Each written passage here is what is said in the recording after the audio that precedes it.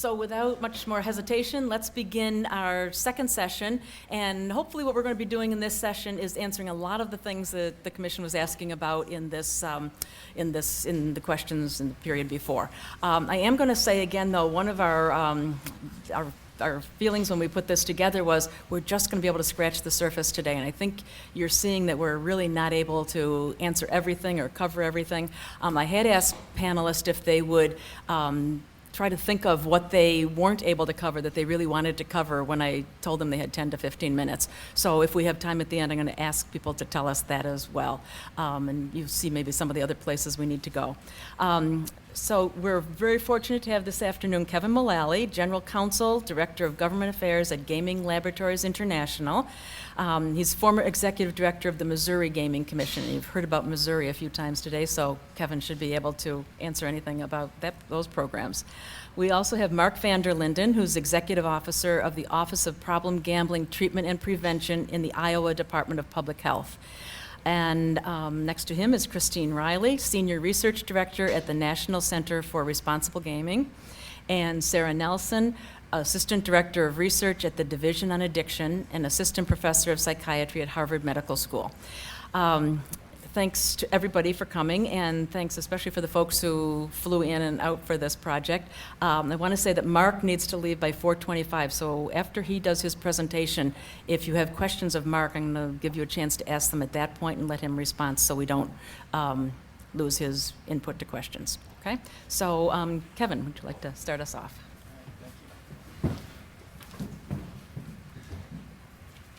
Thank you, Kathy. Good afternoon, Commissioners. I'd be remiss if I didn't mention that how fortunate you are to have Kathy and the rest of the Massachusetts Council staff. It is one of the most highly regarded councils in the country. I've dealt with them for, I hate to say it, but close to 2 decades now. And so you are in very, very capable hands, as attested by the quality of the panelists that she's put together here today. You have my bio. I won't go into any detail there. The only thing that I will mention is that prior to my tenure at the Gaming Commission, I was the Chief of Staff to the State Senate Majority Leader. So my career is deeply rooted in public policy. I started working for him when I was 18, became Chief of Staff when I was 22, back when young people weren't really allowed that much in politics. So a lot of my presentation is going to be public policy based as opposed to the research based things that you've heard, but I am going to reference a lot of research because I do agree I'm a massive proponent of having research based policy to the extent that that's possible.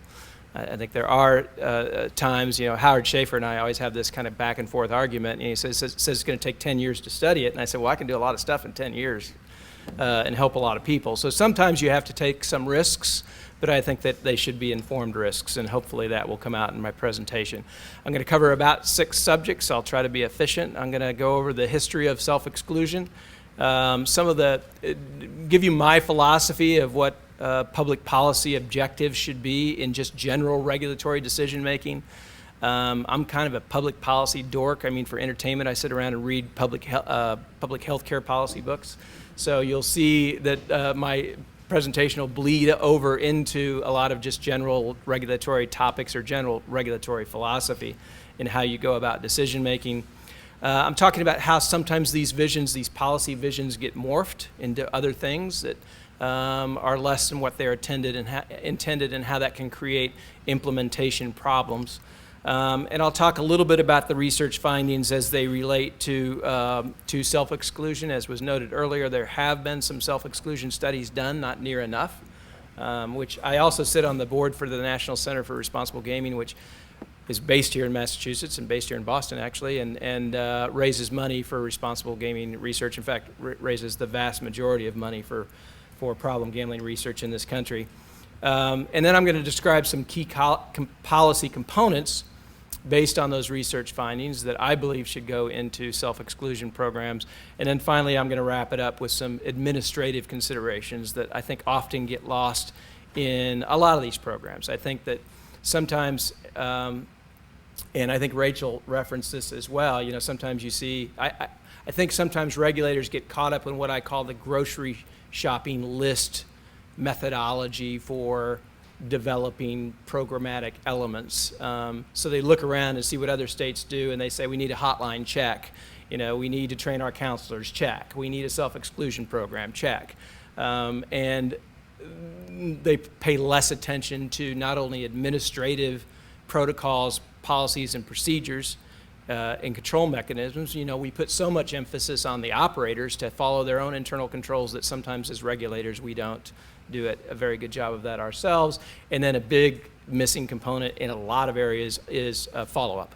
Having appropriate data collection mechanisms and performance measurement mechanisms so that you can actually see whether your regulatory policies are having the intended impact. And so I got ahead of myself here. One of the things that I also wanted to congratulate you on is the fact that you're doing this ahead of time. It wasn't long ago that regulators felt like responsible gaming policy and responsible gaming issues in general were not a gaming regulatory topic. They felt like that should be punted to the mental health professionals. We're a regulatory law enforcement agency. We're not social workers.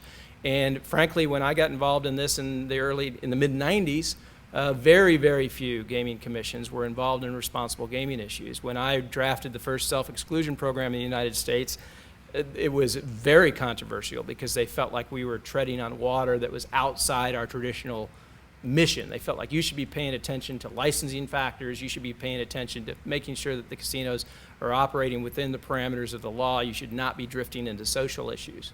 And so I didn't really want to come to Boston without talking about baseball. And I was told that if you want to ingratiate yourself to people in Massachusetts, you should satirize somebody from New York.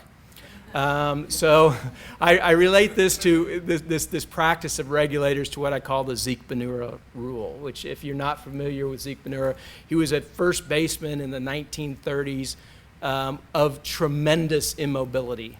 And yet he led the American League 2 times in fielding percentage because he understood the first rule of baseball, that you cannot be charged with an error if you do not touch the ball, which is really how I saw regulators were looking at this subject. They felt like, okay, we're not going to get involved in this controversial area. We're not going to get blamed for mistakes in this controversial area if we don't get involved in it at all. And so I want to congratulate you for that. And there's really some tremendous opportunity here. One of the things I didn't know, and maybe you asked questions of us, and I didn't get a chance to, it occurred to me during the question and answer is there going to be responsible gaming money available before the casinos open? Okay, so you are going to have a funding mechanism. So I'll incorporate some things that you maybe can do with that money before the casinos open as part of this. Self-exclusion programs really are deeply rooted in, very early U.S. casino lore. They actually existed in Las Vegas when it was totally unregulated, in the Bugsy Siegel days. And it was really when somebody was really having a problem with, the early self-exclusion programs were kind of, you didn't pay your gambling debt, so you got the hell beat out of you and run out of town. So that wasn't really self-exclusion, but it was exclusion. But as casinos developed, there was this informal practice of people coming up and saying, I really would prefer that you not serve me anymore. And casinos would honor that. There weren't any rules. They informed the security or whatever. This guy shows up, escort him out. But it was really the casinos themselves that started these programs. It formally emerged in Canada. I didn't really know this because I went around for about 5 years saying that I came up with the idea and later learned out that the Canadians had beat us to it. So I since have had to correct that. So if you ever read a newspaper article that says I was the founder of self-exclusion, it was before I knew the Canadians had done it. But we developed the first one in Missouri in the mid-1990s, about 1995. And it was really without the benefit of research. And we really came up with a bad idea first, and then with the help of, I think Kathy was involved in that, and a number of clinicians and treatment people helped us refine it. It was really an extension. The original concept was an extension of our exclusion program. Almost every state, I don't know if it's in your law or not, but most states have what they call an exclusion list or a blacklist, and it's mainly for organized crime figures gambling cheats, things like that. People that the commission itself, for law enforcement purposes, will put on a list of people that are not allowed in the casino. And they do the whole, post office, very unflattering picture thing, and it's a publicly available list. And so we said, a gambler actually wrote us a letter and said, I've lost, he was a doctor, he said, I've actually lost $100,000 in the last 6 months. I've tried to quit, I've been to GA, I've been to counseling, nothing seems to work. I read about that we'd put an organized crime figure on the banned list, and he had read about it in the newspaper. He said, can you just put me on that list? And so I was the first lawyer for the commission. Our executive director came to me and said, you're the policy guy, I want you to create a program, and let's create a process for these people to go on the list. And so that's what we did. We really were going to put them on the same list as everybody else, and there was like this very unexpected outpouring from the treatment and counseling community saying, wait a minute, look, we know you're trying to do something good here, but by saying that, I'm from the government, I'm here to help you, you're actually going to do more harm than good. Because rather than having the person admit that they have a problem and accept personal responsibility for it, and let's treat the underlying illness, you're really allowing them to push responsibility for the problem off onto the government. They go and sign up on this list. It's like getting a divorce. I'm no longer a problem gambler. The government's going to take care of it for me because they're going to stop me. And they said, one, you're not going to be able to do it, and two, you're not treating the mental illness. And I decided they were right. And so we revised the rules of the program, and then we said, okay, let's do this. Let's create a program where it becomes a platform for the gambler to step forward, admit that I have a problem, agree to take personal responsibility for it, and have them accept the responsibility for staying off the casino. And then we will provide them with tools to help them do that. We will stop the invitations from the casino on your birthday and your anniversary or Christmas Eve to a free night, sending you, say, hey, it's your birthday, come down, we'll give you the presidential suite at the casino. Or, all the other triggers. We're going to stop the direct personalized marketing to them. We're going to not allow you to cash checks in the casino anymore. And we're not going to allow you in the Players Club. So all the incentive-based things that the casino does, we can cut that off. We're also going to provide some consequences to you in that we will not allow you, essentially become an illegal gambler. You become like an underage person. So if you do happen to win a jackpot and we do happen to ID you, you're prohibited from collecting the winnings. So you can win small amounts when you're gambling, anonymously, but if you do happen to be identified, anything over $1,200, you're not going to be able to win. So, it really goes to what is my philosophy of understanding public policy objectives. One of the things I always used to do with my staff when they would come to me with this, once you get staffed, the nice thing that you're going to have is about every other day, some staff person is going to come running into your office and say, I got a great idea for a rule. And my first question was always, what is your public policy objective? What risk are we trying to mitigate? Or what public good are we trying to advance? And unless you can clearly and concisely answer those questions, it's probably a private business decision that should be left to the marketplace.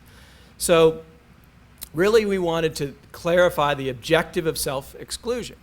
And the question that arises is, with self-exclusion, are we trying to use external factors to control the amount of gambling that individuals that sign up on this list? Are we trying to use an enforcement model, and now that you're self-excluded, we are going to help control your gambling? And with the goal of permanent abstinence, so a very, enforcement-centric philosophy. Or is the objective good mental health? Are we going to try to treat the whole person? And are we going to look at ways of not only abstinence, which obviously is a goal for many people and is the right goal for many people, but with some, it's harm reduction. It's, trying to manage this thing, this problem that we're having. And all of that relates to the severity, the variations in severity that you've heard from all the speakers before. So one of the things that happens with regulatory enforcement agency is that it's so easy to turn to the enforcement tool. Commissioner, you with the two psychologists, you may have seen this quote before. I'm sure you've heard of Mr. Maslow, but there's a tendency for enforcement, regulatory enforcement. My dad was law enforcement. He would tell me this. He said there's a tendency for regulatory enforcement agencies to quickly go to the enforcement tool because it's the easiest one to understand. You know, we have rules. We should enforce them and arrest people. This problem, I think, requires a broader, I'm not saying we don't use enforcement because I think it's a critical component of self-exclusion. There needs to be consequences. But it's not the only solution, and it's not the only tool in our arsenal, and I don't think we should use it as that. So rather than, you know, skew towards an enforcement model or embrace the human desire to do something about a problem, I got to do something. You know, these people are suffering, and the casinos may or may not be taking advantage of them, but we need to do something about it. We need to have consequences that are meaningful, consequences that are helpful. But we also need to be able to understand that we need to be able to treat the mental health condition, and that often recovery comes from within. So so in essence, when we as the government assume the responsibility for the problem, we not only create an impediment, in my opinion, to recovery, but it creates, you're really setting yourself up for failure. And that trying to externally micromanage behavior has been shown time and time and time again in studies to fail. So one of the problems with micromanagement is people don't like it. It bothers them. And you really, in almost all cases, you cast a broader net than you intended. So you end up micromanaging people you didn't intend to micromanage. A perfect example of this is the $500 loss limit. In Missouri, for many, many years, we had a $500 loss limit. And the way this was really enforced was as a buy-in limit. So in order to gamble in Missouri, you had to initially show your ID, you had to get a player's card, you had to be enrolled in the player's card, and whenever you entered the casino, that player's card would be swiped to activate it that you were on the casino floor. And then whenever you went to buy in, for instance, in a slot machine, you had to insert your player's card in order to insert currency. It would not accept currency without your player's card. And then it would keep track of how much you had bought in during that 2-hour window. It was $500 every 2 hours, really. And if you went to a table game, you would hand your card to the dealer, they would swipe it, they would punch in your buy-in amount, and once you hit $500, you couldn't buy in anymore. Well, there are two factors. One, as you'll see in the studies, 50% of the self-excluded gamblers that attempted to access Missouri casinos were successful. So even with all those controls in place, and even with Missouri is well known as one of the strictest, most well-staffed enforcement states. We have an excellent state police in Missouri. They are highly trained in casino regulatory functions. So even there are officers on every casino floor at all times when gaming is being conducted. So even with that presence, in addition to the own casino security, 50% of the gamblers, self-excluded gamblers that wanted to gamble, did. Second of all, it was a rule that almost no one tried to violate. I asked the casinos one time when it was being debated as to whether the $500 loss limit was a good thing or not to run a report for me that showed how many gamblers bought in for the full $500 in any given session. Came back, as my memory serves me correctly, at 3%. So we spent massive amounts of money and human capital and enforcement policy that almost no one was even attempting to violate. And so the other problem that you assume is that when you do start to micromanage people, you assume responsibility for control. So when Brad makes a mistake in this cartoon, who do you think he's going to blame? Not himself, but the person who's micromanaging the behavior. And that's what tends to happen with when we don't set as our goal good mental health, and when instead we try to micromanage. And so in this I love cartoons because it allows everybody's imagination to run with their own little ideas within the little confines that I've given you. But in this little picture, this person clearly still has an anger management problem. We've just put a little glass bubble. So we've done nothing to treat the mental illness, and that's the problem that haunts a lot of these control programs. In Australia, when they tried to put time limits on machines, what they found is, particularly with problem gamblers, so they would put like a 2-hour time limit, and they would count it down.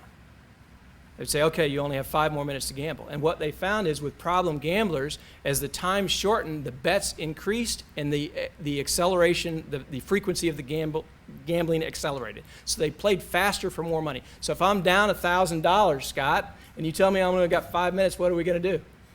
Double the bet and play faster, because I know I'm going to hit the big one, right? So when we try to manage behavior and we don't treat the underlying mental health issue, sometimes we make the problem. Whoa.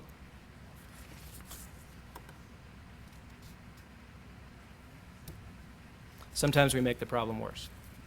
So what I am emphasizing is policies that strive towards treating the whole person and skewing towards good mental health. I'm going to fly through these research findings because I know I'm running short on time, and I want to let Mark have his presentation and get to his plane. So I will have a handout that summarizes all these research findings. It's from the NCRG. The whole thing is on self-exclusion. But it talks about the motivating factors for change, what motivates people to get into self-exclusion and into treatment, and the demographics, which I think you've already seen. We didn't benefit from seeing everybody's presentation, so some of this is redundant anyway. It emphasizes a public health model. It also shows the ineffectiveness of command and control strategies, and that there are actually more satisfaction with self-exclusion than many forms of therapy, and that it results in much more high rates of positive outcomes with regards to relationships, self-image, emotional health, and that the one really important thing is that the act of self-excluding itself, and this bleeds into the policy area, seems to be one of the most important aspects of self-exclusion. The act of stepping forward and saying, I have a problem, I'm going to agree to take personal responsibility for it, is a very, very important concept, and we should leverage that. So critical design elements. When we start talking about self-exclusion policy, what should we do? And attention to detail during the application process is, in my mind, critical. Because we know that the act of self-excluding is one of the seminal events, we need to take full advantage of it and make sure that and this is where a law enforcement philosophy comes to understand, and I take this from community-oriented policing.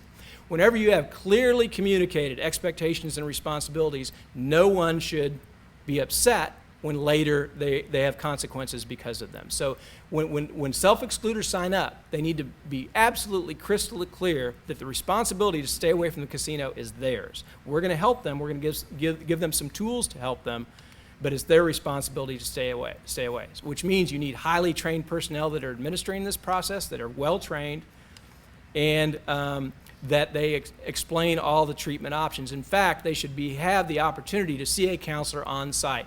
When that has been afforded them, in the one study that was done in Canada, 15% of the people took advantage of the opportunity to see a counselor right when they signed up. That's as opposed to 3% of the total gambler population. So the people with identified gambling problems, only 3% of them take advantage of treatment versus 15% of the self-excluders when they were offered that opportunity when they first signed up. You should have protections for the gambler that I've already talked about, where you block them from the marketing lists and give them those tools. There should be consequences should they choose not to engage, should they choose not to fulfill their promise to stay away. Forms and record keeping are critical. There's some good examples of things out there, but you really need to pay close attention to data collection procedures so that you can do follow-up analysis to see whether it's done well. You should be able to limit your liability, pay attention to little details, like a lot of these people aren't going to have English as their first language, so you should have interpreters on hand to make sure that the language barriers are met. And then a reentry program, which is a new concept that's been introduced in Kansas, so that most of the programs now, which I think is a good idea, are not lifetime bans, but they are, I think the research has shown that the minimum time period should be 18 months to 2 years, because people that are in the program longer tend to do better. But you should allow people the option of getting out. Most people just allow them to get out. Kansas has introduced this concept that before you get out, you go through a day-long class of a self-assessment and responsible behavior counseling. And we're finding that that is very effective as well. And I'm going to skip this last part so we can go to Mark. But one of the things that the last slide was intended towards is the Missouri program is by, I think, sixfold the largest in the country. And most of that is attributed to the fact that it was heavily, heavily, heavily promoted. So education and outreach and a good marketing program are essential. Missouri, I think at last count, has 17,000 people on the program. I think the next closest is somewhere around 4. Thank you very much.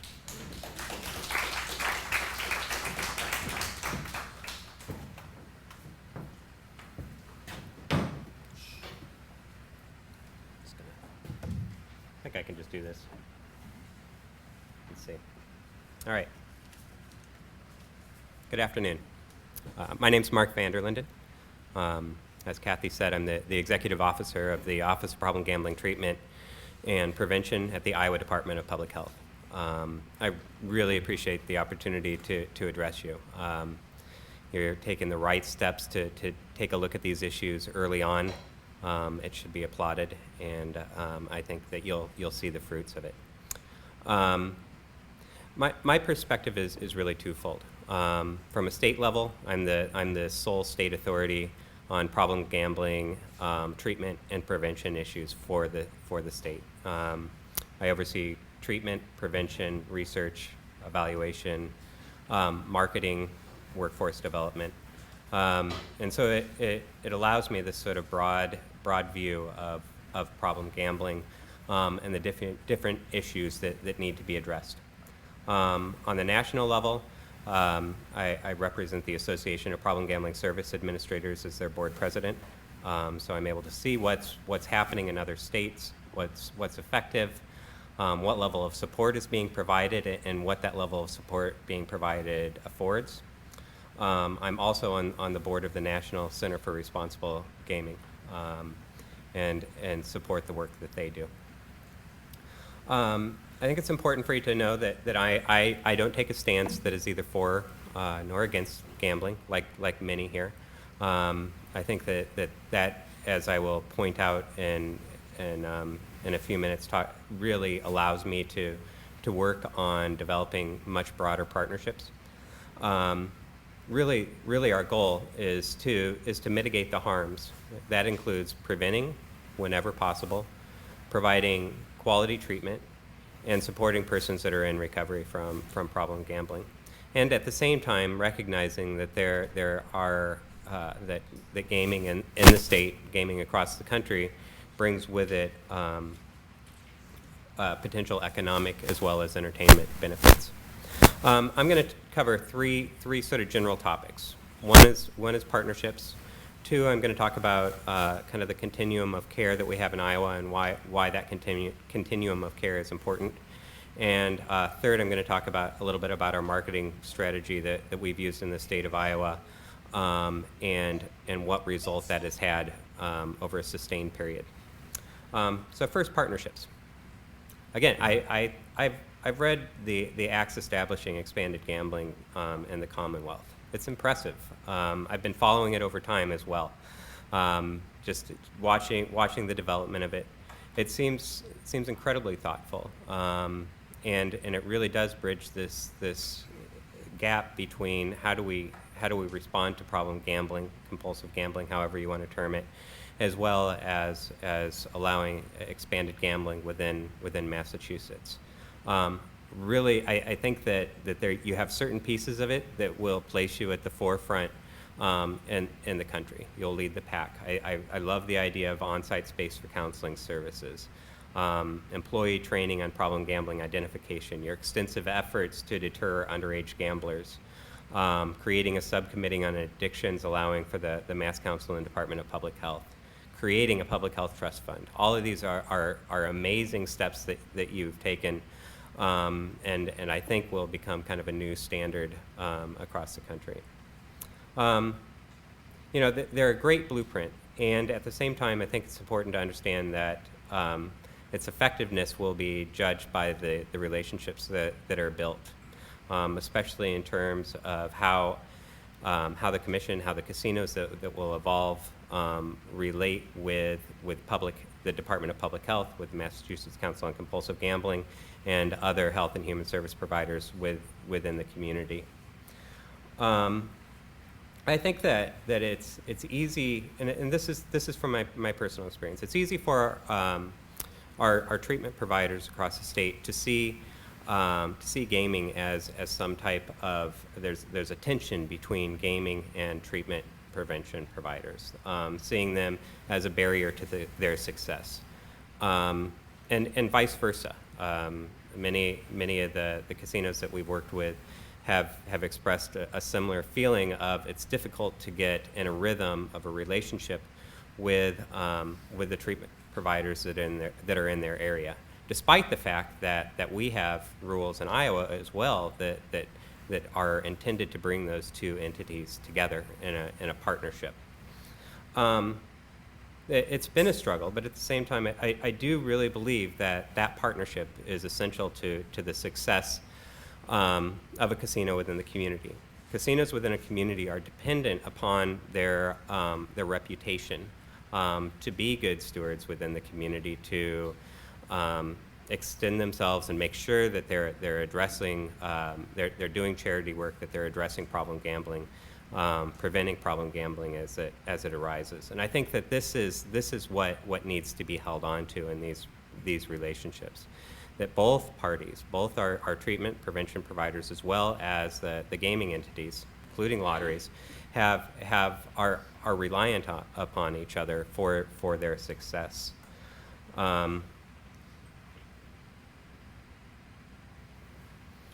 Really, it's a win-win situation.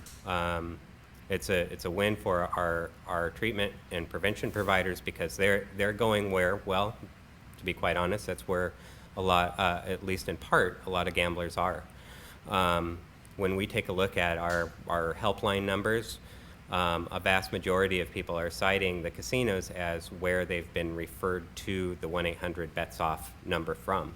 And that's powerful considering the extensive marketing campaign that we've had. And for the casinos, it's an important partnership because we are out there providing treatment, serving individuals that have been hurt by their gambling behavior, providing treatment services, doing education that continues to allow casinos, lottery, any gaming option within the community to remain in positive light. And I think that I've seen that when our casinos come up every 4 years on a referendum to see if they want to continue their license, there's an overwhelming amount of support for the casinos. And I do credit in part our providers for extending that reputation. A couple of examples, I think, these are somewhat anecdotal, but I think significant in highlighting some of the partnerships that have been held. I think that National Problem Gambling Awareness Week and National Responsible Gambling Awareness Week are two excellent examples of where the gaming industry as well as treatment prevention providers can come together to highlight what are risks and responsibilities of gambling, what help is available within the community.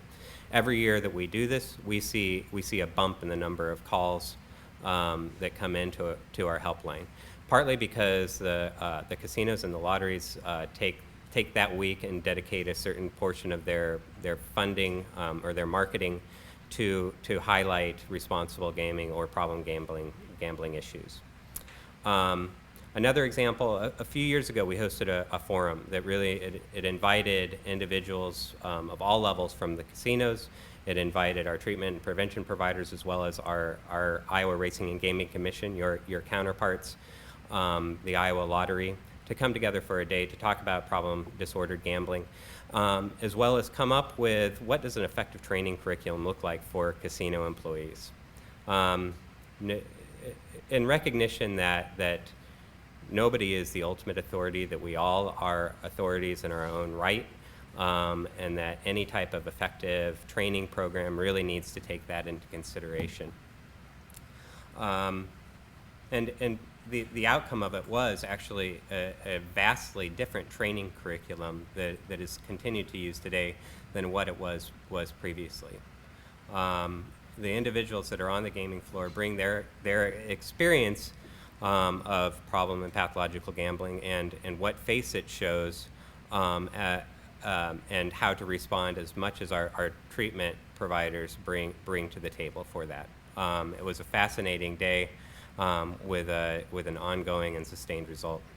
And when we brought people to the same table, we found out that really there wasn't any sort of dividing line in the sand. The issue of self-exclusion came up. It had been a relatively hot topic in Iowa at the time, whether or not we should move from a lifetime self-exclusion to a limited ban self-exclusion. And by and large, there was no distinction between where persons from the gaming or the casino industry were coming from, as well as our treatment providers. It was truly a mixed bag.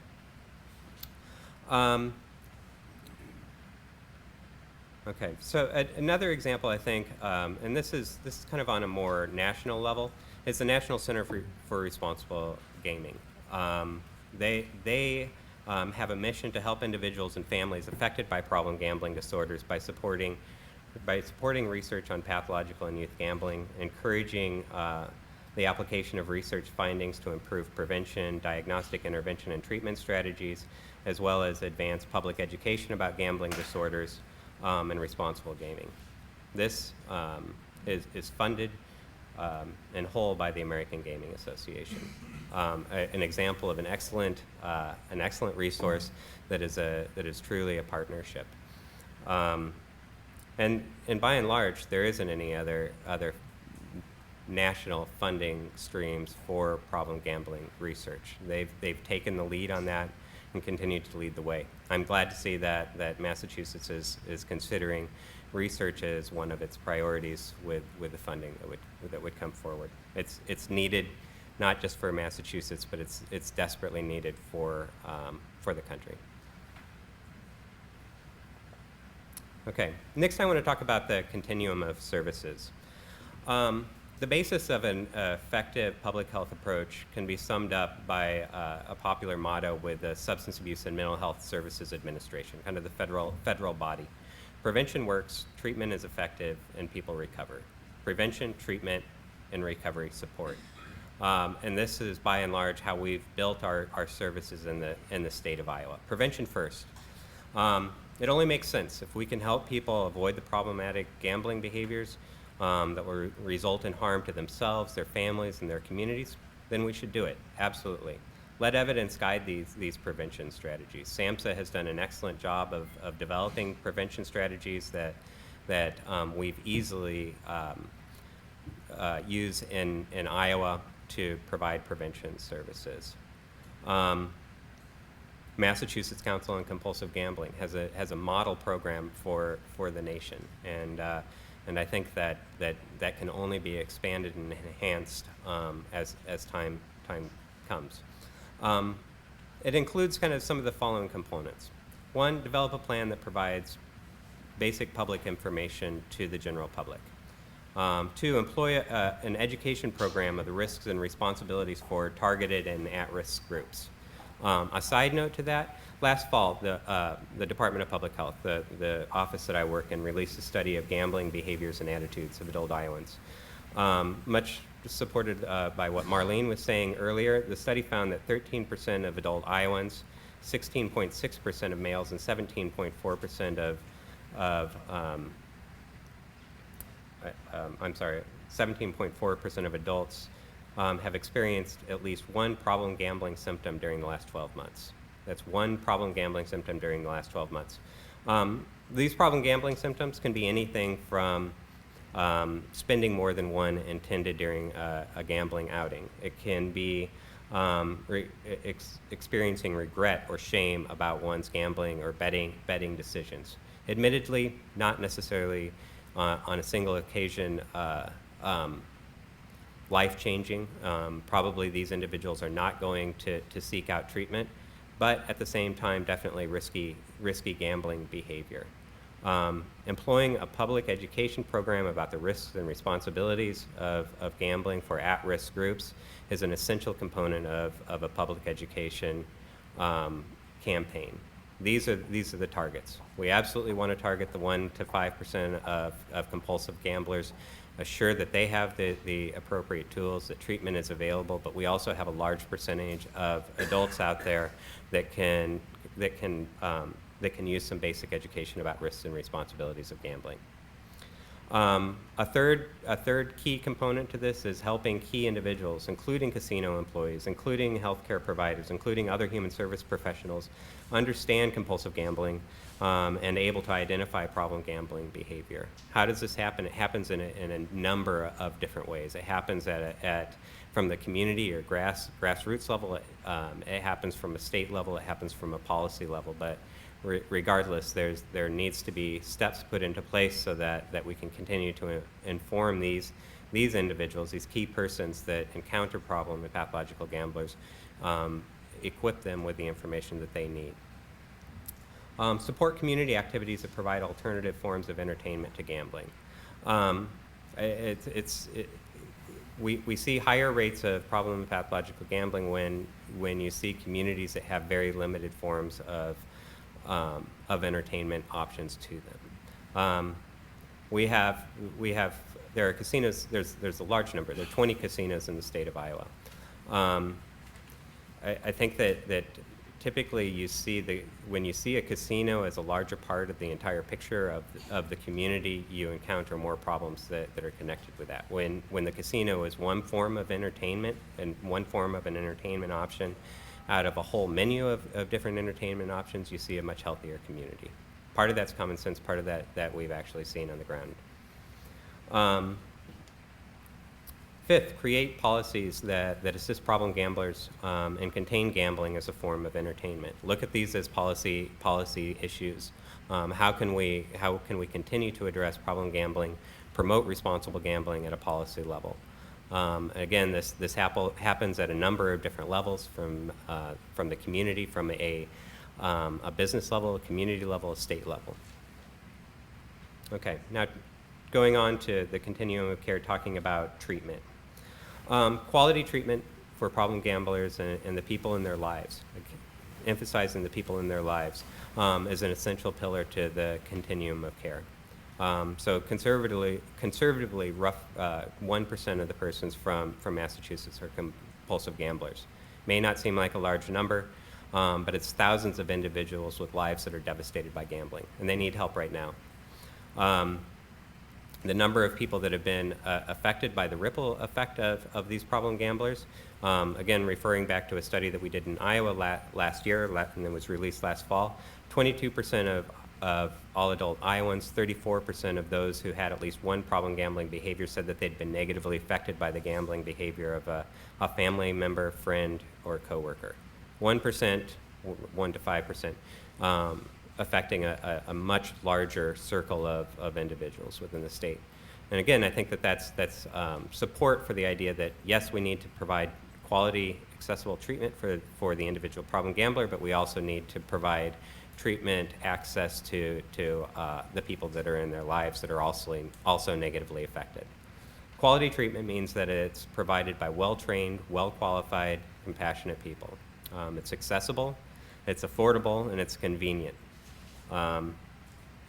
If you take any one of those out of there, I think that you'll see a significant dip in the number of people that are accessing treatment. We've paid a lot of attention to that. It's got to be accessible. It's got to be affordable. It's got to be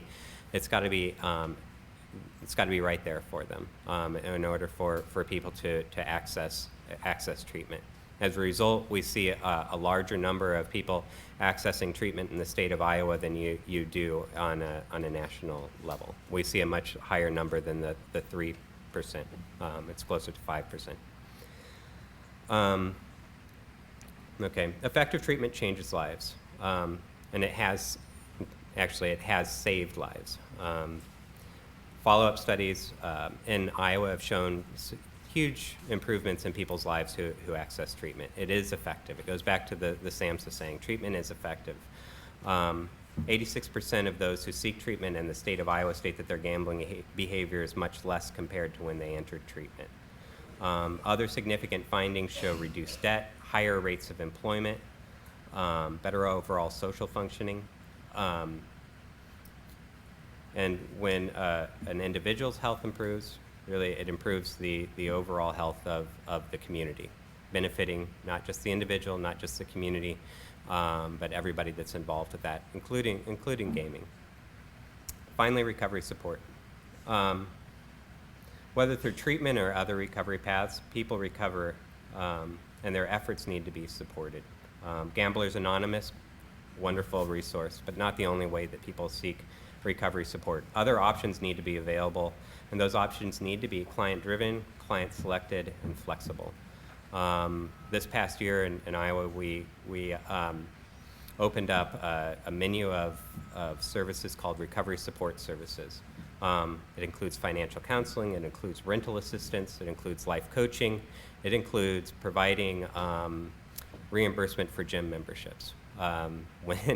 When an individual, you take away the primary form of entertainment for a person, you leave a big hole in their lives. And you can talk so much about what are the other entertainment options, but at a certain point, it helps to have some resources at your hands when you're providing these services. It's a trial basis, but we've seen people take advantage of it. We continue to see the number of individuals accessing recovery support services go up. Peer recovery coaching. These are individuals that may be in recovery, may not be in recovery, but are there to help individuals in early recovery and sustained recovery on their journey, on their recovery journey. It's had incredible success within the substance abuse arena, persons in recovery from substance abuse. It shows tremendous potential, I think, for persons recovering from problem or pathological gambling. Okay. Just as there's no one path to recovery, there's also no one path to recovery, there's no one path in recovery. And I think that that's the essence of recovery support services. It's the essence of recognizing that we need to provide continued support for people in recovery. We don't want to see, we recognize that relapse, that people will relapse and continue gambling, but we also recognize that we want to provide as much support as we possibly can to them while they're in recovery. It makes good, it just makes good sense. It makes good financial sense. Okay, finally, I wanted to talk about marketing. This is, I consider our marketing strategy kind of one of kind of a cornerstone in our primary prevention efforts in the state of Iowa. For the last 25 years, we've had a sustained marketing campaign with a formula that includes providing information about how to access treatment, what are the signs of and symptoms of problem gambling, and how it affects concerned persons. This has been consistent. It's been rolled out in different ways. It's been rolled out probably 15 different ways over the last 25 years. We've rolled it out to all 99 counties in the state of Iowa in at least 2 different forms. And it could be television, it could be broadcast television, cable television, newspaper. We always try to have a billboard near a casino or as close to a casino as we possibly can. But the results of it, again, referring back to the study that we released last year, I think generally indicate that we have a state where its citizens are better informed about problem gambling, can more easily talk about the issue, have wide backing of state-funded efforts to address problem gambling, and have broad awareness about how to access the services available. 90% of adult Iowans said that they're aware of the problem gambling helpline 1-800-BETS-OFF. 90%. I don't know of another helpline that has broader awareness. 2/3 of the adults said that they're extremely or moderately confident that they would recognize the signs that a friend or family member has a gambling problem. 85% said it was important to provide public funding to make problem gambling treatment available. 91% support public funding for educating youth about the risks of gambling. 85% support public funding to inform adults about problem gambling and the problems it can cause. Not surprisingly, sustained and successful marketing campaigns aren't cheap. just for your reference, in the state of Iowa, about 4 years ago, we were spending roughly $1.1 million per year in the state of Iowa on this campaign. We have a quarter of that right now to continue that campaign. It's significantly impacted our ability to reach the entire state of Iowa. We've adapted, we've adjusted with the times, we've used different forms of media to try to get the message out, but it impacts the number of people that are calling 1-800-BETS-OFF. I think if I have kind of one final recommendation, it would be see a marketing campaign as a form of primary prevention. Don't see it as an expendable cost when the budget becomes tighter. It really does make a difference in getting the information out about problem gambling. Thank you. That basically covers it. I really appreciate your time. I do have to leave in about 10 minutes and would love to take any questions that you have. I'll also leave my business cards at the back. If you have any questions, feel free to contact me that way.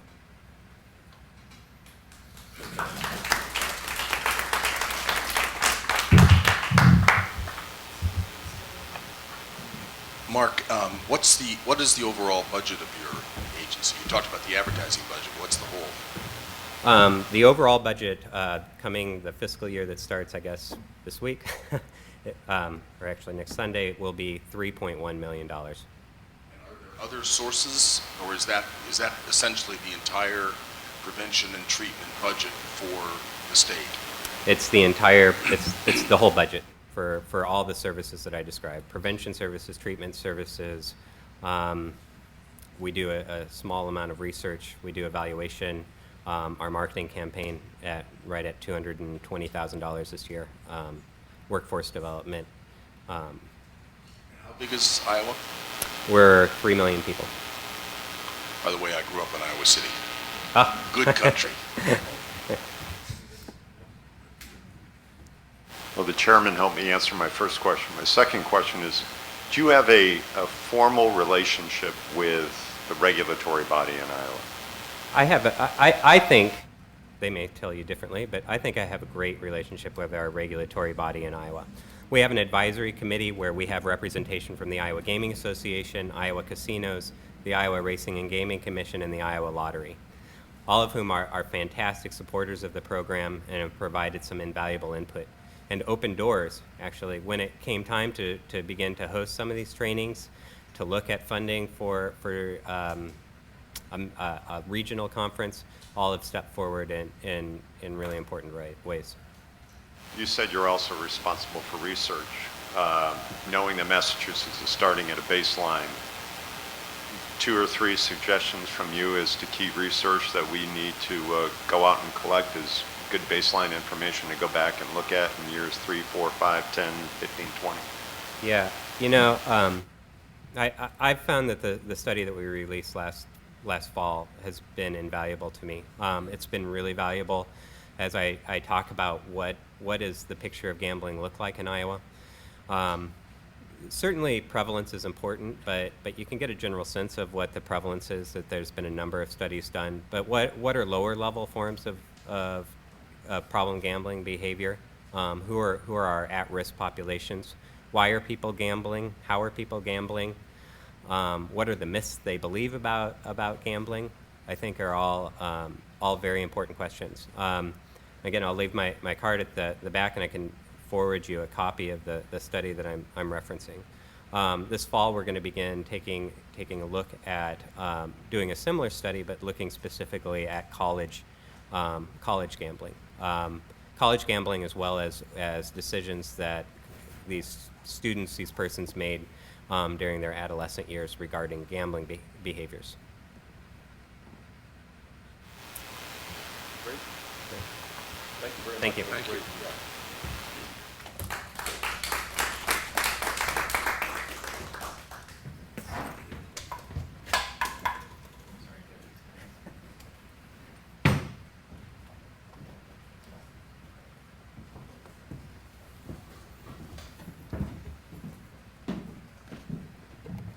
Good afternoon. Oh, can you hear me?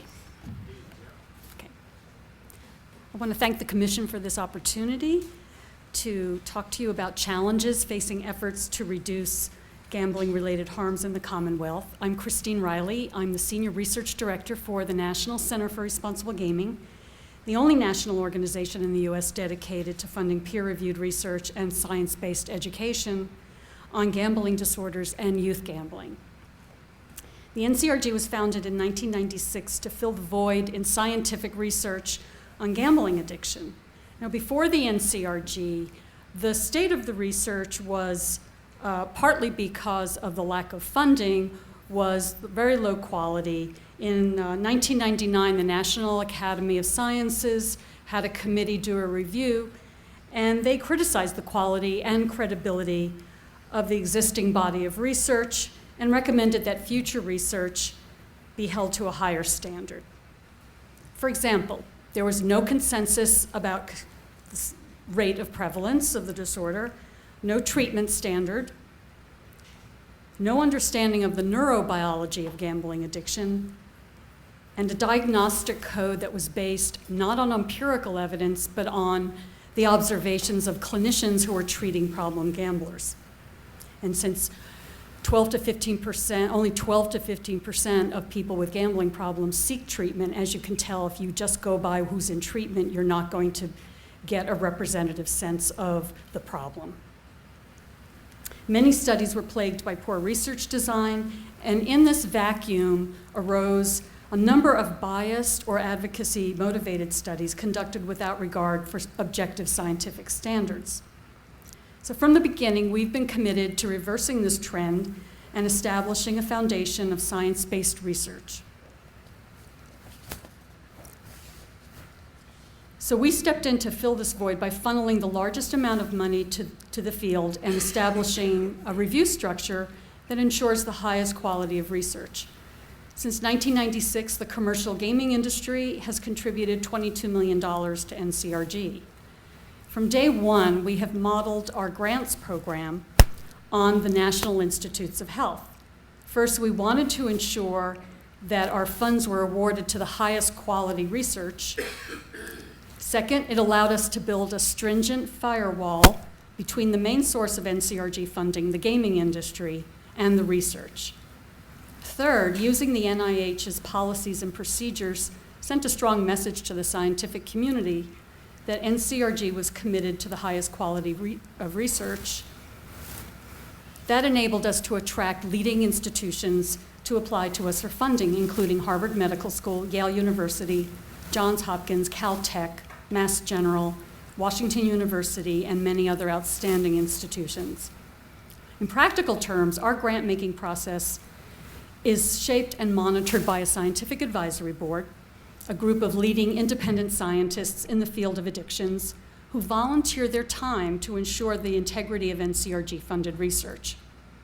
Proposals submitted to the NCRG are evaluated by independent peer reviewers who also have expertise in this area and most of the time experience with NIH review panels. Their evaluations are guided by the NIH criteria for scientific merit and are then reviewed by the Scientific Advisory Board, which makes the final decisions about grants awarded. The most important part of this process is that neither the NCRG Board of Directors nor the donors have any influence over the grant-making process. In fact, our grant agreement stipulates that NCRG is not allowed to see the final research findings until published in a peer-reviewed journal. Publishing in a refereed journal provides the final firewall. If NCRG was supporting low-quality or biased research, our grantees would not be published in these journals, many of which are some of the most competitive publications in science. An additional stamp of approval comes in the form of NCRG grantees receiving subsequent support from the NIH for studies piloted with NCRG funds. So thanks in part to the NCRG, the field has burgeoned over the past 16 years. In fact, a study from Harvard, it noted that 1/3 of all the gambling studies released during the past century were published between 1999 and 2003.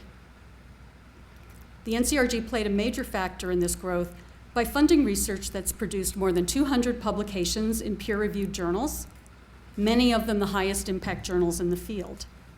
NCRG research has been cited in peer-reviewed publications 11,000 times, demonstrating the impact of our funding.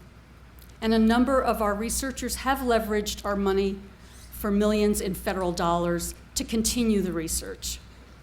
We're especially proud that NCRG funding has contributed to a number of firsts in the field and resulted in seminal work. We funded the first reliable estimates of the prevalence of the disorder in the US. Harvard's estimate of approximately 1% of the adult population has been verified by independent studies such as the National Comorbidity Survey Replication, which is the landmark study of mental health in America, and the review by the National Academy of Sciences.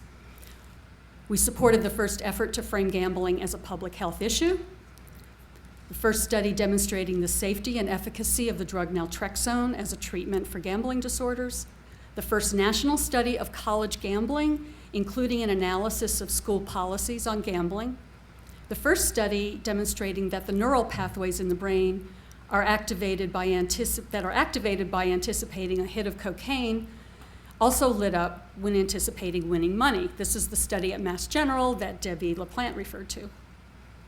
This is important because it does suggest the shared neurobiology of different addictive disorders. We funded some of the first studies demonstrating the role that genetics play in the development of the disorder. And finally, we also helped fund the first study of the health risks of casino employees.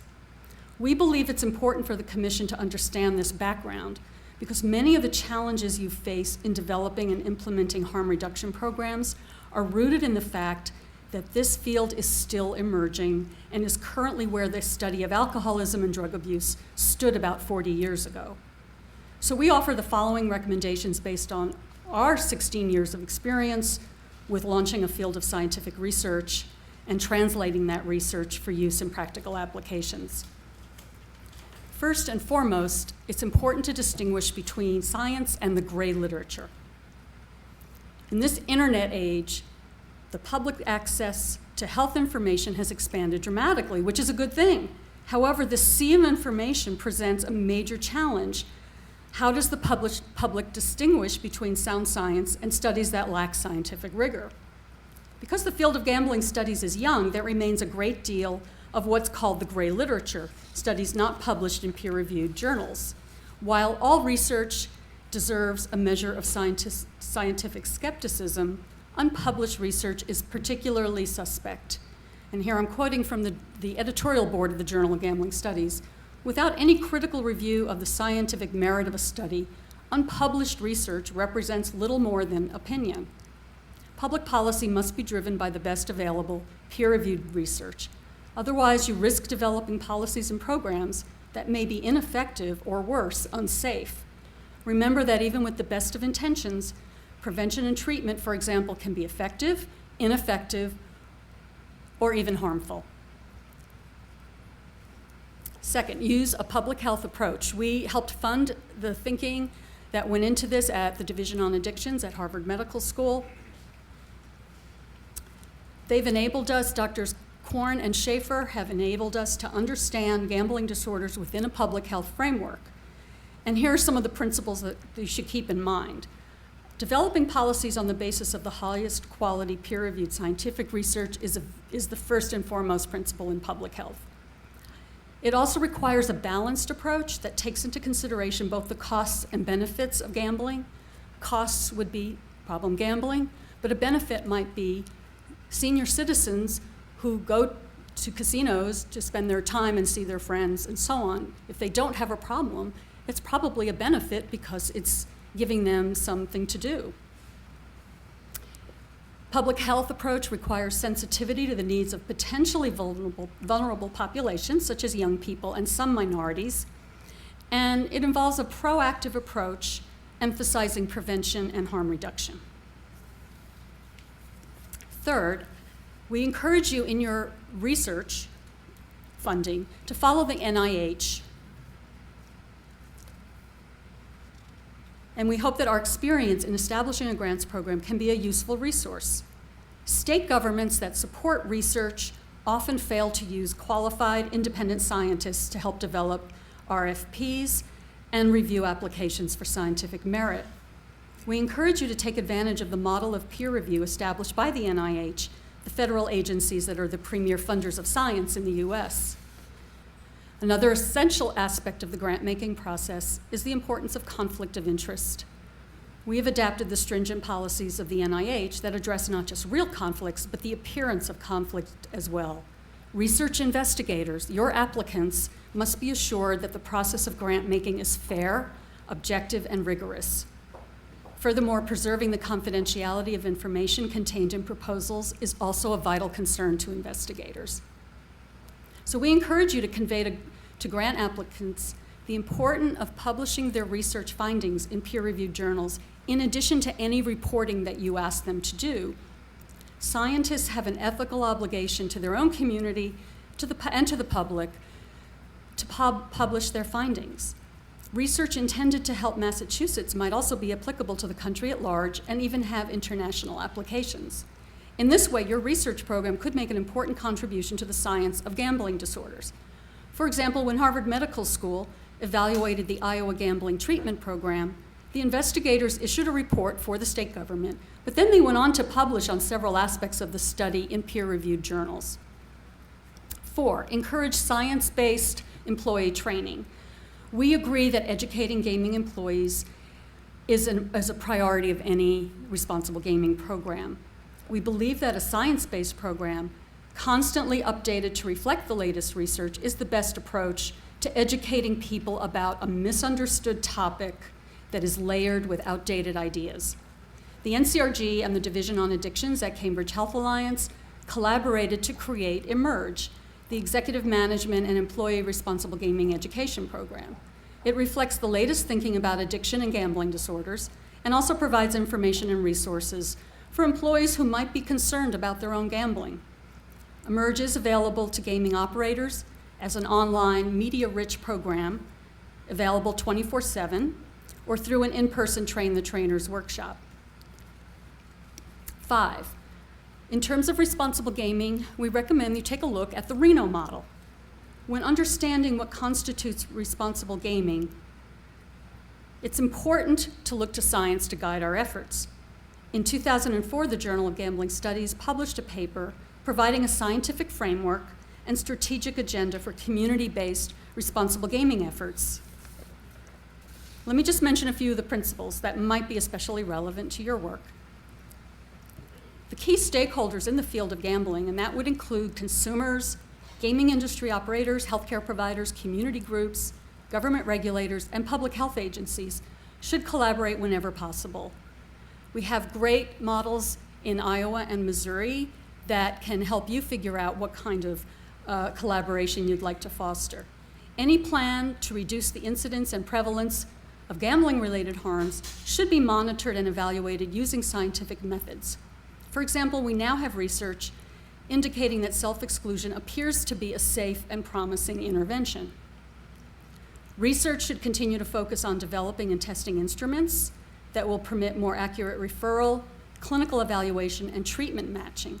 I'll stop here to mention we talked about encouraging alcohol and drug counselors to do more screening for gambling disorders, because even though most of these people with gambling problems don't come for treatment, the finding is that they do go to treatment for other things. And so the brief biosocial gambling screen developed by Sarah, Debbie, and colleagues at Harvard is the 3 questions, and it's based on a study of 43,000 people. And those were the 3 questions they determined are most likely to identify a person with a problem. And so we took the 3 questions and put it in a little magnet, and we mailed it nationally to a whole range of alcohol and drug counselors to remind them that it is important to screen for gambling disorders. We'd be happy to do the same in Massachusetts. We did it for members of the Addiction Science Association, for the NADAC, which is the National Association for Drug and Alcohol Providers, and social workers. So I think that there are some creative things that we can do to get the word out, because I think alcohol and drug counselors who are not familiar with gambling issues probably feel very overwhelmed, and we wanted to bridge that gap. Now, any responsible gaming program should rest on 2 fundamental principles. The ultimate decision to gamble resides with the individual, and represents a choice. To properly make this decision, individuals must have the opportunity to be informed consumers. Brochures explaining the odds and how slot machines work are examples of promoting informed decisions by customers. And finally, unjustified intrusion is likely not the way to promote responsible gambling. For example, player reactions to time limits forced on their gaming session might increase excessive behaviors.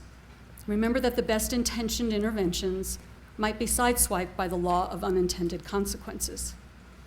In closing, I want to extend to the Commission an invitation to use the science-based resources of the NCRG to help develop programs and policies.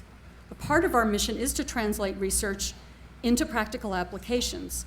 A few examples of these resources include our workshops for clinicians, free webinars, brochures that help the public understand how to address gambling with their children, and a website dedicated to addressing gambling and gambling-related harms on college campuses. Additionally, the NCRG staff responsible for the research program is based in Beverly, Massachusetts, and is always available for consultations and assistance. Thank you again for this opportunity.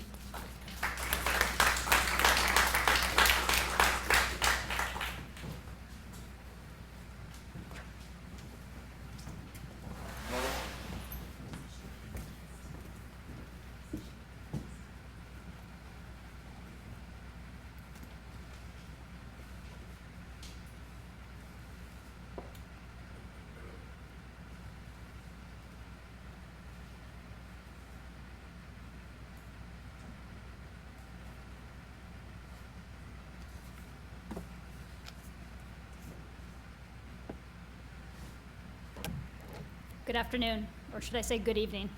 I want to thank Chairman Crosby and the members of the Commission for the invitation to be here today, and thank you all for taking the time to learn about these important issues.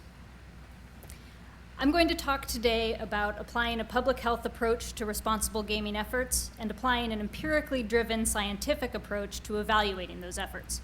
I will focus particularly on casino self-exclusion programs and some of the research we've actually done with Missouri on those programs. I'd like to begin with a few examples of harm minimization techniques not taken directly from gambling. First, airbags. In the 1990s, airbags became a mandatory safety device in most cars. These devices are effective and certainly save lives. But research has also shown that they can cause injury and even kill small children. Those research findings have led to specific recommendations and new safety standards for airbags. Another example, the US has a minimum drinking age of 21 to protect youth from the harms of alcohol. Evidence suggests that this has steeply reduced drinking and driving fatalities among young adults. But there's also some speculation that this limit might contribute to binge drinking and irresponsible behavior among young adults once they do start drinking. Finally, the campaign to reduce skin cancer. It's been hugely successful. The vast majority of the population is now aware of the risks of sun exposure, and many apply sunscreen religiously, particularly to their children. However, it can be argued that an unanticipated consequence of that campaign has been an increasing incidence of vitamin D deficiencies among the recent generation, due in part to lack of sun exposure. In all of these cases, regulations, interventions, and safety devices, which in most cases are very effective harm minimization techniques, also have unanticipated consequences. Only through empirical research can we learn about the efficacy and side effects of these techniques and improve them. And the same is true about gambling programs and responsible gambling interventions. Researchers who study the impact of gambling on health and well-being often focus on individual risk for addiction. But decisions about gambling expansion and regulation are based on debates and assumptions about costs and benefits to whole communities and impacts on vulnerable groups. A public health approach to research examines the distribution and determinants of phenomena across populations. A public health approach to prevention and intervention uses that research to inform decisions about whom to target and how. This figure, adapted from Korn and Schaefer, shows how gambling regulations and interventions can selectively target the different groups that we know exist. On the left side, primary prevention efforts, such as health promotion and awareness efforts, can target those who do not yet gamble. In the middle, and also the largest section, secondary prevention efforts related to harm reduction and some forms of treatment can target healthy gamblers. Primary and secondary prevention efforts can also have an effect on unhealthy gamblers, but tertiary prevention for these gamblers, in other words, targeted treatment, involves these targeted intervention and treatment efforts directed specifically at people with gambling problems. Research on the distribution of individuals within each of these groups, those targeted by primary, secondary, and tertiary prevention, and people's natural progression in and out of these groups and in and out of problems can inform how much effort ought to be devoted to each of these categories in terms of our interventions. It's important to note that techniques to make gambling safer cannot just be evaluated by their ability to reduce problem gambling. A public health approach recognizes the need to reduce problem gambling among vulnerable groups, but also recognizes the rights of individuals and the importance of not imposing unjustified restrictions on the majority of gamblers who do not experience problems as a result of their gambling. More shortly, and this quote is attributable to Dr. Norman Zinberg, bad laws punish many people and deter few. Good laws punish few people and prevent many.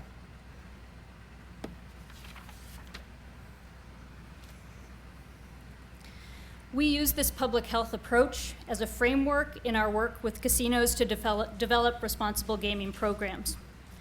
The primary objective of a responsible gaming framework is to prevent and reduce harm associated with gambling in general, and excessive gambling in particular, while respecting the rights of individuals who safely engage in recreational gambling. The principles of responsible gambling programs ought to include the following: commit to preventing and reducing gambling-related harms, work collaboratively with fellow key stakeholders, identify common short and long-term priorities, use scientific evidence to guide policy, and monitor the impact of installed policies. Returning now to the examples I provided initially, a guiding principle of medical ethics is to do no harm. Most people think of this principle in terms of somatic medicine. For example, doctors often only offer untested treatments to people who are in extremely poor health and out of conventional treatment options. But in behavioral health, many treatment systems offer patients well-intentioned but untested treatment plans. Unfortunately, untested treatments for both somatic and behavioral health can pose significant individual and public health concerns. Once a public health approach is adopted, a scientific approach is necessary to ensure that policies, interventions, or treatments are accomplishing what they seek to accomplish. Specific to gambling, interventions, whatever their intentions, can decrease gambling-related problems, can increase gambling-related problems, can have no effect on gambling-related problems at all, can influence problems indirectly through other factors, and can have unanticipated consequences. Currently, how policymakers understand gambling and disordered gambling determines the policies they develop. And often this understanding rests upon public and private opinions, media sensationalism, and perceived threats to public welfare. Insufficient resources and infrastructure often prevent follow-up examination of the impact of policies and interventions. Consequently, the efficacy of these policies and interventions remains unknown. Gambling policies would benefit if the policymaking process were science-based. We need science to tell us whether policies and interventions do what we think they do. Good intentions do not always ensure good outcomes. Specific to gambling interventions, I have a couple of examples of possibilities of intended and unintended consequences of harm minimization strategies. Some of these are adapted from a paper by Bernhard and Preston, and Kevin mentioned, I think, at least one of these as well. The first is maximum bet limit. This is on slot machine play, in other words, only allowing patrons to wager a certain amount. The anticipated consequence would be less expenditure per turn, less money lost. A potential unanticipated consequence would be longer play to make up for those smaller limits. Slowing the real speed on slot machines has been done. The anticipated consequence is that play will be slowed, making gambling less problematic. The potential unanticipated consequence is that people will start playing multiple machines to make up for the slow speeds. An entry fee for casinos. This is actually done in Singapore. Residents have to pay a certain amount upfront simply to get into the casino. The anticipated consequence would be to deter frequent visits to the casino by residents. The potential unanticipated consequence would be that you deter healthy gamblers, and those with gambling problems still gamble and end up spending more. And finally, screening for self-excluders. I don't know if this is in practice anywhere, but I know it was discussed that you require people who are signing up for a self-exclusion program to go through some kind of screening or counseling when they sign up. The purpose is to facilitate entry into treatment. The unanticipated consequence is that you might deter people with problems who would otherwise use the self-exclusion program if they didn't have to jump through extra hoops.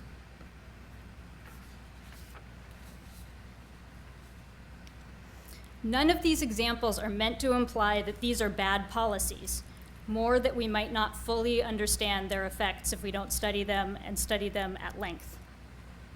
Of the studies that have been done evaluating gambling interventions and policies, most are cross-sectional, meaning they take information at one point in time, and they're based on gamblers' opinions about how harm minimization techniques have affected them. Ideally, research on gambling policy and interventions needs to be prospective. We want to follow a sample before and after a technique's implementation, otherwise we won't be able to tease apart cause and effect.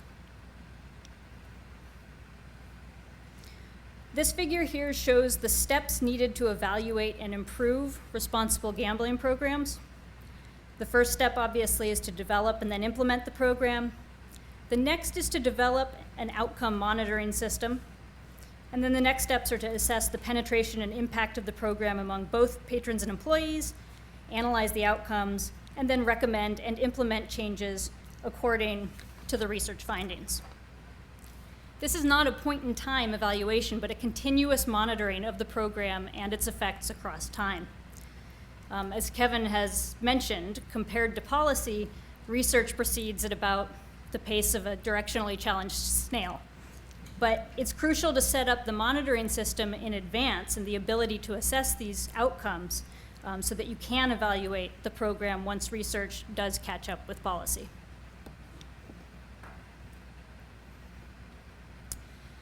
So I want to change gears quickly and just share with you a little bit of information about our research on casino self-exclusion programs, which can be one key component of a responsible gambling program devoted to assisting those with gambling problems. I'm not going to go over the history too much since Kevin touched on it. The first gambling self-exclusion program was in 1989 in Canada, and Missouri had the first statewide self-exclusion program here in the States in 94. Is that okay? Okay. In a self-exclusion program, individuals enter into an agreement with the casino banning them from entering a casino for a specified period. Some programs are state, province, or company-wide. Others are restricted to a single casino. Some programs allow people to ban themselves only for life, others for a few years. Some casinos enforce that ban with legal actions. Others simply escort self-excluders out of the casino. And some policies include forfeiture of winnings, although you don't get your losses back. So at the division, we conducted a study of participants in Missouri's statewide self-exclusion program who enrolled between 1997 and 2003. This is some of the research that Kevin referenced. This was one of the first studies to assess long-term self-exclusion experiences and outcomes. Missouri's self-exclusion program was created by the Missouri Gaming Commission in 1996. Applicants to the program add themselves to something called the List of Dissociated Persons, and at the time it was for life, although that has changed.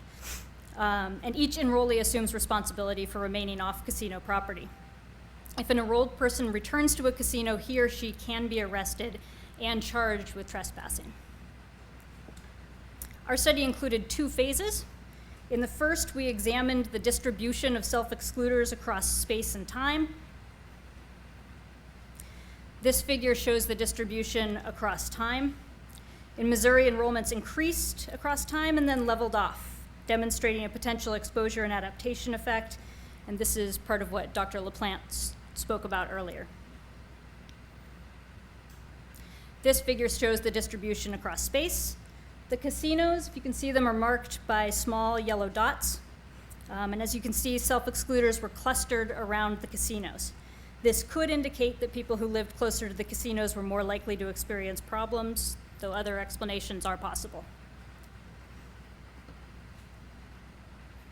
In the second phase of the study, we conducted interviews with self-excluders 7 to 10 years after they enrolled in the program.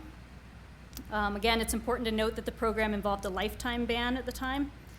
More than 5,000 people enrolled during that time, and we randomly targeted 419 of those self-excluders for interviewers.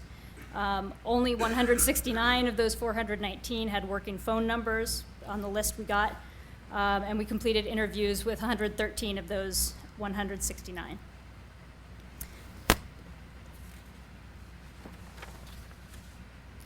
Participants were 45% male, average age of 45 at enrollment, 81% Caucasian. Prior to entering the self-exclusion program, 109 participants gambled at Missouri casinos, basically 96%. I guess the other 4% signed up proactively. After enrollment, when we did our follow-up, only 9 reported that they had gambled in Missouri casinos after that enrollment. And importantly, the proportion visiting out-of-state casinos did not increase. 28 or 25% reported that at the time that they enrolled, they quit all gambling. 18% quit casino gambling, and 58% did not quit gambling. About half of those who quit did report returning to gambling at some time within those 7 to 10 years after they enrolled. However, they all reported gambling less than before. Participants also importantly reported fewer gambling problems in the past 6 months than prior to self-exclusion enrollment. That's among both people who were abstinent and those who were not.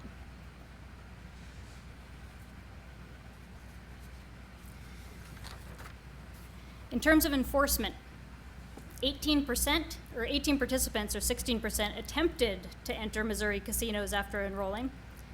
1 reported close to 400 attempted entries. The other 17 tried to enter an average of 4.7 times. About 50% entered at some point without being caught. And 56% were caught at least once. 1 was fined, 1 was arrested. 7 reported experiencing no consequences other than being asked to leave. And 1 received a citation and had to take a class. When we asked respondents about their satisfaction with the program, 68% reported being fully satisfied with the self-exclusion program in Missouri. Some of the 32% who were dissatisfied provided reasons. The primary reason was the permanence of the ban. Other reasons were that the program was not explained adequately upon sign-up. They thought staff implementing the program was rude, program made gambling worse, still easy to get into casinos and able to go to other states. Those last 4 are only a couple of people per reason. On this graph, all you have to focus on is that second line that's highlighted, so don't worry about looking at all of it. More than 50% of participants reported receiving some form of mental health treatment at some point, and close to 40% indicated receiving gambling-specific treatment. As the figure shows, gambling treatment was the most frequently received specific treatment among participants, and Gamblers Anonymous was the most popular gambling treatment among those. Importantly, this gambling treatment was more likely to occur after self-exclusion than before it. This suggests that self-exclusion might be serving as a sort of gateway for treatment entry.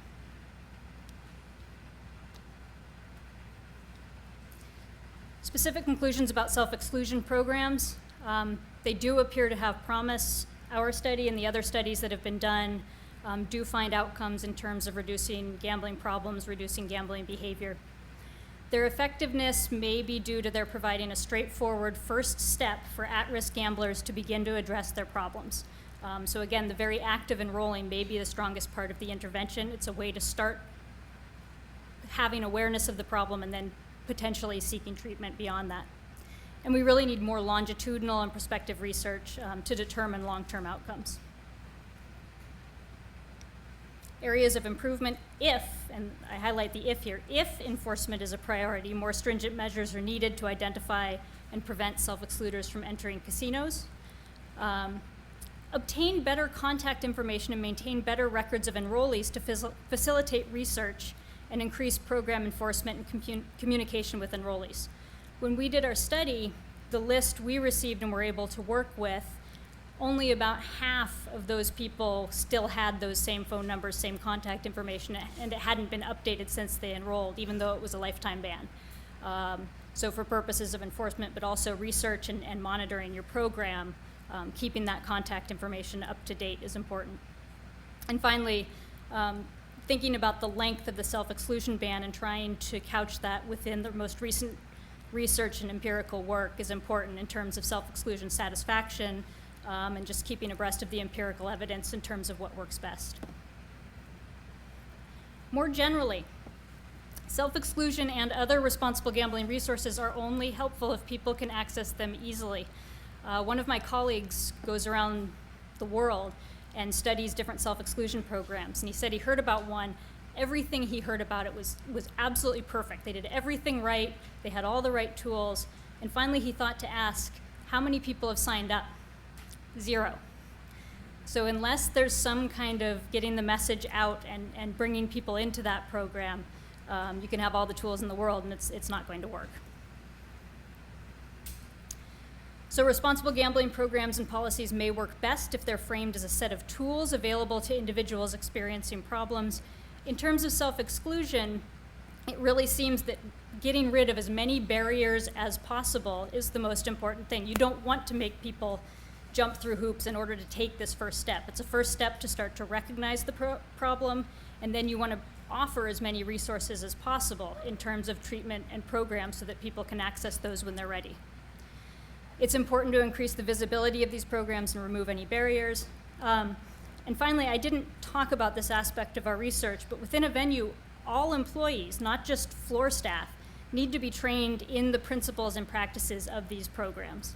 A lot of the work at the division that we've done has also been around employee training programs and really changing the culture within a casino so that more and more people are kind of aware of this issue. And Kathy asked me to mention the other things that we could talk about given unlimited time.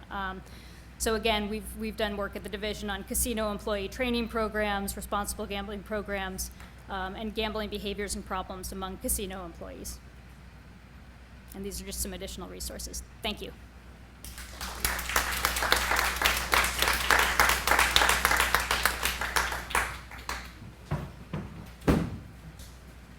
Well, we're about half an hour behind time, so are you willing to do some questioning, or are you done? I think we're getting close to done, but we have questions. Yeah. Okay. I have one question on the self-exclusion. I mean, a lot of the success goes to how the program is set up. We've heard stories of one casino where you could go and sign up for self-exclusion, but you actually had to walk through the gaming floor to get to where the self-exclusion sign-up was. That would seem to defeat the purpose. Are there any best practice suggestions for a self-exclusion program? I mean, online, in person? I mean, what would be the best tact? Yeah, I think online would be difficult, but my suggestion would be to look at it like you would a retail service, and that is to provide as many different opportunities for access as possible. I do think that a live person needs to be there. I think it's also helpful, and I think research supports this, that to offer them, not make it mandatory, mind you, but have the availability of counseling on site at the time that you sign up, I think is a good feature. But you know, for some people, the casino is the appropriate place to have the ability to sign up. So I don't think that I would discard that on its face. I understand the criticism. If that's the only way to access it, I can see where that would deter some people. On the other hand, I think some people, they might hit rock bottom. Then that might be the only opportunity you get to have them take advantage of that and make it. And the big thing is to have well-educated people administering it, so it's an informed choice. And I can't agree more with Debbie that with Sarah. I mean that everyone at the venue, both gaming commission staff. So just because you're an auditor, or just because you're an administrative person that happens to be located at a facility, doesn't mean you don't need to be educated about the programs and offerings that are available. And the same thing goes for the casino personnel. We also need to recognize that self-exclusion is not treatment in itself. So it's a first step toward recognizing problems. So again, all the resources that you can throw at and make available to people who do take that first step. Research shows that at least 15% of those folks will take advantage of on-site counseling, will take advantage of other possibilities and possible ways to enter into treatment. Yeah, the nice thing about the limited research that's been done is not to sound like the A-team, but I like it when a plan comes together. The original purpose, even though there was no research available at the time, was to have a platform for somebody to step forward and acknowledge that they have a problem and take personal responsibility for it, and have it serve as a pipeline to treatment, have it serve as a way to funnel people into a treatment program. And the early research indicates that those things are true. So again, I couldn't be a bigger fan of what Sarah said, and that you should have research-based policy. Sometimes you got to make some educated guesses too. Commissioner McHugh. Yeah, we've heard an awful lot of very helpful information about the research-based strategies for helping people help themselves with these addictions. But in Jody and Scott's stories this morning, there was also a piece of the casino behavior that built on problems that people were having. And we haven't had much talk about that today as a way of incentivizing casino employees to look for and help people deal with the problems that are manifest during the course of their gaming experiences. As you said, consequences are helpful. Are there any models that the Commission can look at to help the casino training programs have the bite that they need to have in order to be effective? Civil liability is a blunt instrument, but we have a very active in Massachusetts and across the country civil liability program for bars that overserve people. And if somebody is helped to drive a to drive a slot machine into the family fortune, civil liability for that might be an incentivizing mechanism for helping people detect the problems earlier. So I wonder if you've got any thoughts on that. It was touched on earlier, and I think it's important to recognize how this product, and like many addictive things that people get addicted to, affect different people differently. I mean, casino gambling is an entertainment experience, and part of what makes it entertaining is they sell it as something that's fun, where you can lose your inhibitions, and that we're going to make you feel good about yourself. For most of the population, that does not have negative consequences. They are able to enjoy it as an entertainment option, just like the beer industry tries to sell Budweiser as what you're out with friends, you all have perfect bodies and a six-pack, and women love you, and life is wonderful. And for most people, that's what drinking a Budweiser is. But for some, you can't drink a Budweiser, you got to drink 20 of them. Okay, so there's that aspect of it that, you start saying, okay, you shouldn't offer them free hotel rooms. Well, that's part of what makes it entertaining for most people. That's part of what they like about it. And so the problem I have with starting to train casino personnel, you had two experts up here saying, sometimes we don't know, clinicians don't know.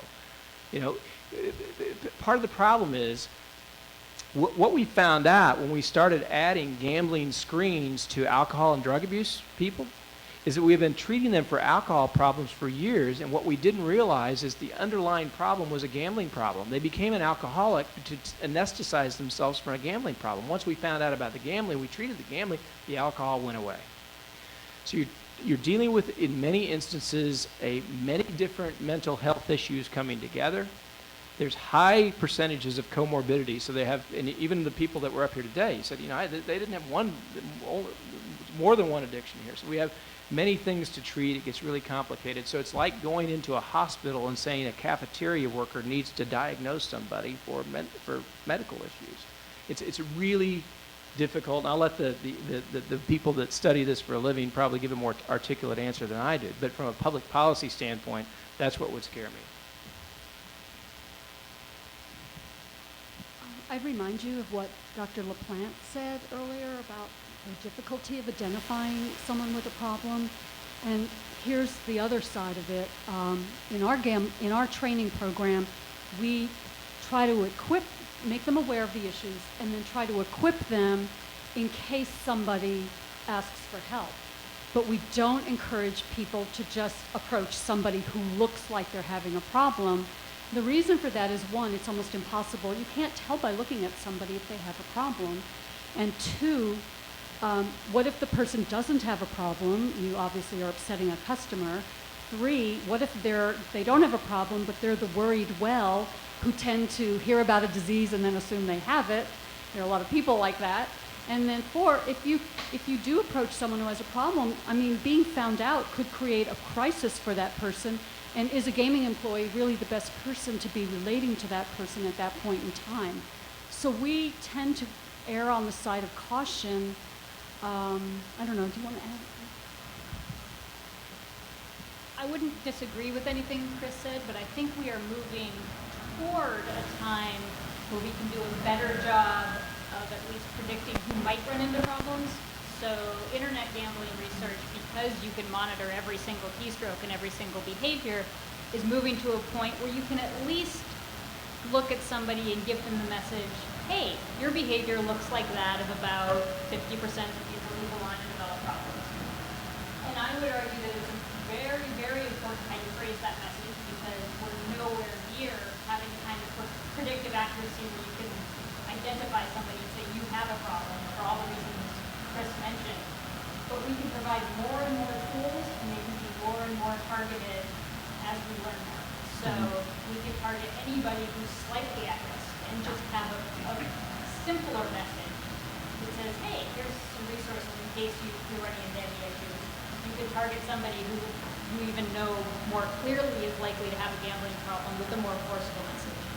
Now that's within the realm of internet gambling, where we have a lot more data at our fingertips. You can think about it in terms of if you have player cards and slot machines moving in that direction potentially.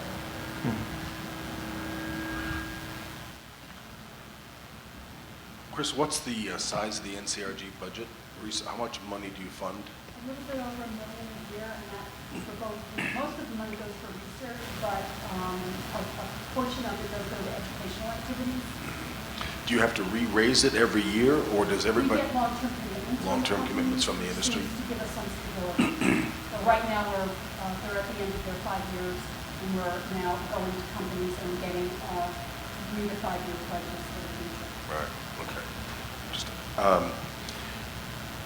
your 17,000 people on that list sounds like a material percentage of problem gamblers. You know,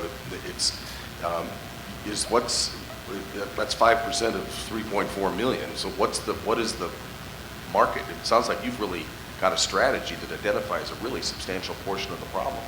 Yeah. Whoa. Scared the hell out of myself. It's interesting because the markets, because of St. Louis and Kansas City, obviously the two largest metropolitan areas, the St. Louis metro area is about 4 million people, and Kansas City is about 1.8 or 2.1 maybe. So the population of the state isn't really reflective of the market size. And then you go down to the boot heel of Missouri, and you're also going into Illinois and Arkansas and Tennessee. In the northern regions, you're going into Iowa and Illinois. So, the market size is much more significant than the state population. But you're right. Now you got to remember that's 17,000 people over since 1995. If you follow Debbie's bell curve, it has dropped. The public health model couldn't be better represented by the Missouri self-exclusion numbers. It definitely is a lot of data that shows adaptation, that the public has adapted over the time. We hit 15,000 before we were near 14,000 before I left, and I left as executive director in 2006. So in the last 6 years, they've only added about 3,000 people. So it went like this, and then just boom.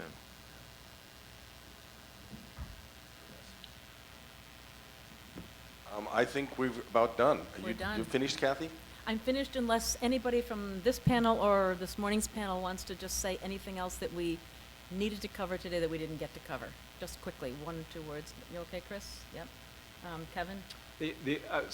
Commissioner Stebbins, I think, asked about formal relationships between the council and the commission. I couldn't encourage you more to form what I call an alliance of stakeholders, where you have all you have the council, the commission, the industry association. I assume you'll have some type of a state association, the Department of Mental Health, a representative from the education community so you can reach out to young people, the corrections department so you can develop programs in your prisons. I can give you a list of some common stakeholders, but those programs have been very effective.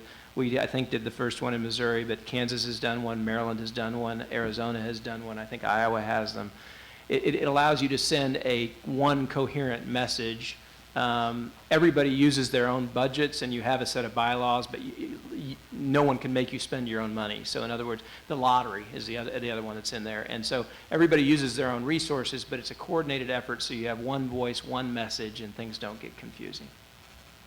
Thanks, Kevin. That list would be really helpful. That's great. Okay. Okay, I thank just you. want to thank Kathy Scanlon. I want to thank Wayne Burton and Kathy Anderson, still here. North Shore Community College, thank you all for coming. Thank you for our panelists, second and first. Each time we have one of these, this is our 4th educational forum, I think we walk away swamped by thinking, oh my God, what a lot of work we have to do. But this was a great session, troubling, provocative, interesting, and we will look forward to picking up the ball from your handoff and going to work. So thank you all very much for coming. We did set up a commission meeting that we could have right afterwards as a formal public meeting to talk about this. And I think we need to decide amongst ourselves whether do we want to do that. I think after the community mitigation meeting, we really had a feeling that there was some immediate stuff we wanted to talk about. What's the consensus? I think we need to talk about it, but I'm not sure we need to talk about it right now. All in favor? Okay, I think we're going to forego. I think we're getting tired. Thank you all very much. This is a really great event.